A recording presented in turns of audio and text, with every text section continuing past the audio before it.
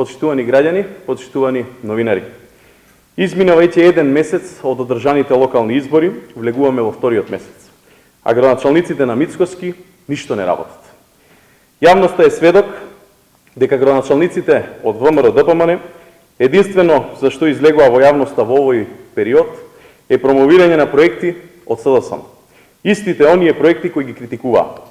Но во јавноста излегуваат само за промоција на нивниот лидер Христијан Мицкоски. Беше промовиран проект на СДСМ во Гази Баба за канализација. Проект на СДСМ во аеродром за фотоволтаици. Проекти на СДСМ во Кисела вода, но и во многу други општини. Даниел Арсовска пак ја нема никаде.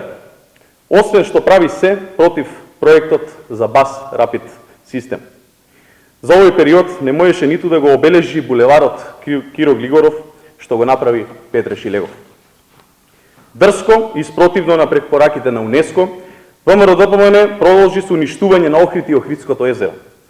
Во некои општини, како Ѓорче Петров и Бутел, наместо да ги расчистуваат депониите, градоначалниците од ВМРО-ДПМН ги трупат депониите и создаваат нови.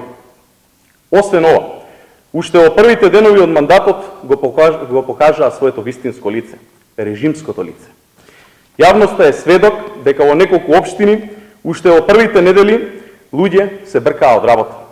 Се деградираа само затоа што не се членови или симпатизери на ВМРО-ДПМН. Истовремено, председателот на Советот на град Скопје Трајко Славевски не закажува вонредна седница на барање на советниците на СДСМ, коалицијата и ДУИ за исплата на финансиска помош за семејствата на настраданите во автобуската несреќа во Бугарија. Овој период видовме и голо политиканство и кршење на уставот од страна на градоначалниците на Кисела вода и Штип.